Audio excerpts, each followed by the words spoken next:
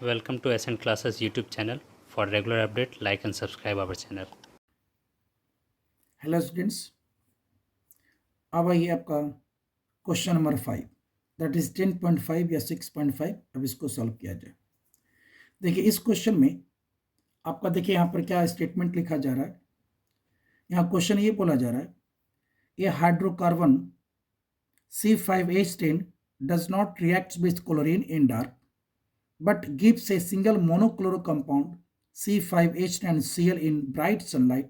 Identify the hydrocarbon. देखिए पहले आप ये समझिए, देखिए मैं क्या बोलना चाह रहा हूँ, ध्यान देंगे। आपका जो कंपाउंड का फॉर्मूला है, इसको आप दो तरीके से बहुत सिंपल में बना सकते हैं। पहले समझिए, हम C5 आपका कंपाउंड का मॉलिक्यूलर फॉर्मूला यहाँ दिया हुआ है। C5 molecular formula C5H10। पहले ये बताइए C5H10 जो कंपाउंड है ये किसको रिप्रेजेंट कर रहा है? ये रिप्रेजेंट कर रहा है आपको या तो कंपाउंड एल्कीन होगा डबल बॉन्ड का, या साइक्लो एल्केन, ये दोनों को रिप्रेजेंट करेगा। साइक्लो एल्केन यानी रिंग कंपाउंड को साइक्लिक फॉर्म में होगा या तो डबल बॉन्ड होगा कंपाउंड में।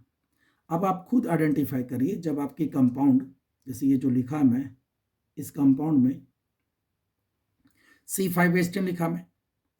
अब यहाँ पर देखिए इसका स्टेटमेंट क्या लिखा हुआ है। अगर ये एल्केन रहेगा तो यहाँ पर क्या लिखा ना, does not react with chlorine in dark but give single monochloro compound C5H9Cl in bright sunlight. अब देखिए इसी क्वेश्चन का स्टेटमेंट क्या समझिएगा।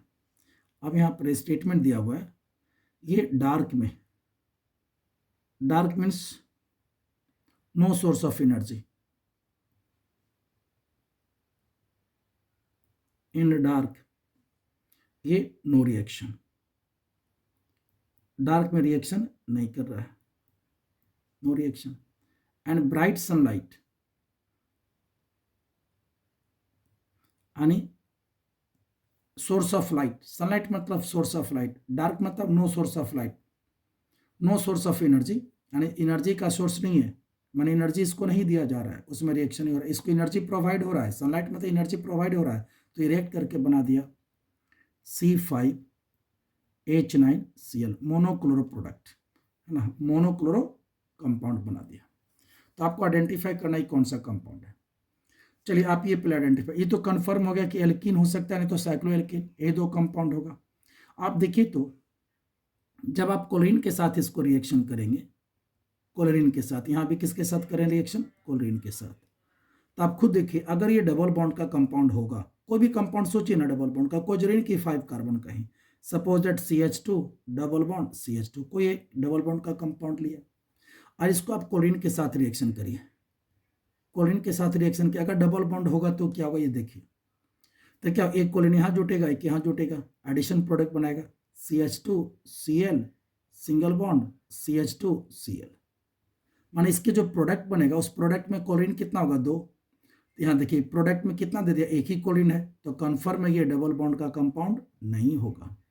तो अब कन्फर्म है जब भी कंपाउंड होगा तो किसका होगा, साइक्लोएल्केन का, तब आपको ये प्रोडक्ट देगा। ठीक है, तो साइक्लोएल्केन में हम कैसे इसको लिख सकता हूँ, देखिए 5 कार्बन एटम का साइक्लोएल्केन साइक्लोपेंटेन, और साइक्लोपेंटेन को आप रिएक्शन कर दीजिए क्लोरीन के साथ इन ब्राइट सनलाइट। तो कैसे रिएक्शन, मीथेन को क्लोरीन के साथ करते हैं तो मिथाइल क्लोराइड, यहाँ भी क्या बन जाएगा, वहाँ मिथाइल क्लोराइड बन रहा था, यहाँ बन जाएगा cyclopentyl methyl chloride, cyclopentyl chloride plus HCl, ये प्रोडक्ट बन जाएगा। तो कन्फर्म है कि आपका स्ट्रक्चर क्या होना चाहिए, साइक्लोपेंटेन।